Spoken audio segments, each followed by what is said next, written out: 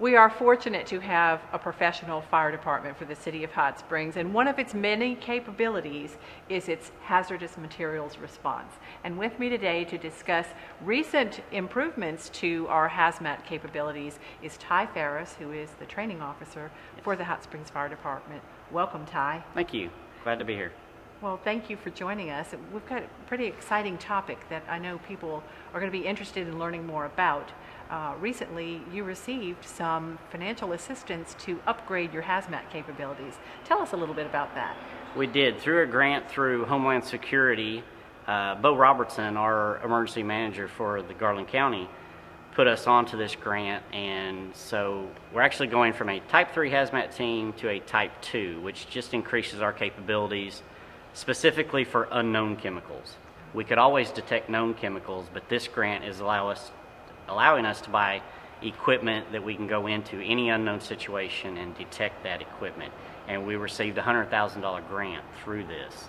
And so now we're in the process of purchasing that equipment that we detailed in our list. Of course, that sounds like a large chunk of money. What is it going to buy? Well, 70% of that is one piece of equipment. We're buying a Hazmat ID Elite, which is $70,000. But that is a very optimum piece of equipment that will allow us to take it in, and any unknown substance, solid chemical, liquid chemical, it should be able to identify that chemical for us. And then that allows us to direct our response to that situation at that point. Well, speaking of response, you have a large response area, don't you? We actually do. We're not just Hot Springs Hazmat team. We are actually a multi-jurisdictional team that responds to Garland County and actually anything in our southwest region that is set up through the Department of Emergency Management. So anything west of I-30 and south of Hot Springs, we could possibly respond to an incident. So that's a large area indeed. Yes. I know there are some advantages of concentrating all of the equipment, manpower, and resources to one fire department to be able to respond? Yes, that does allow that we can really specify our training to one specific area. All the surrounding areas and volunteer departments are awareness or operations trained, which allows for decontamination, containment issues. But in order to identify what those chemicals are, you need a technician level response team. Now, this gadget that you're buying that comprises most of the money that you will be receiving, is that definitely taking your operations to the next level? Yes, like I said, the specific use for that is these unknown chemicals that we respond to. Typically, we respond to chlorine leaks or gasoline, oil. Most of those are known, but sometimes you have an unknown hazard, and that's dangerous to us, so we have to take all of our necessary safety equipment in. But now if we can identify that with this one piece of equipment, it makes it so much easier on us. I see. So then specifically about this Hazmat ID piece of equipment, is it going to take a lot of training to learn how to operate?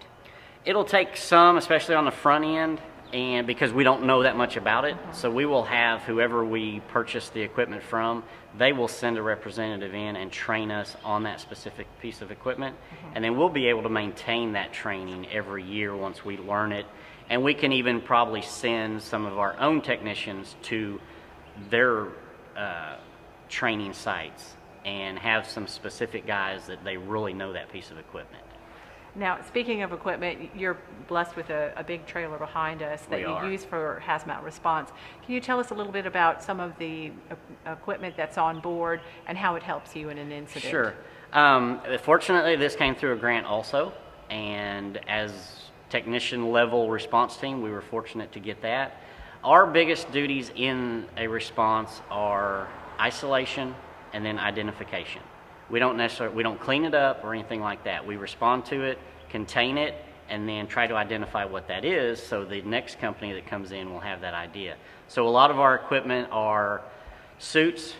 Depending on the chemical that's involved, we need a certain suit. We have containment, diking things, and then we have what we call overpacks, which we have to put all of our used equipment into because that has to be decontaminated. And then obviously we have a bunch of decontamination equipment, because anytime we enter the scene, we have to be totally decontaminated in that process. I see. So you never know when a hazmat incident could occur. It could be months, it could be back-to-back incidents. Yes, it's just like anything in the fire service or EMS. You're just waiting on that next call, and you never know what it could be. Well, and as you can see behind us, it's ready to go Yes, it is. at any time. Yes. Well, let's plan for another segment when you do get the new equipment, as well as the apparel that needs to be Yes. worn, so that everybody can see what the grant dollars will provide. Thank you so much for joining us today, and next week we'll bring you more city news.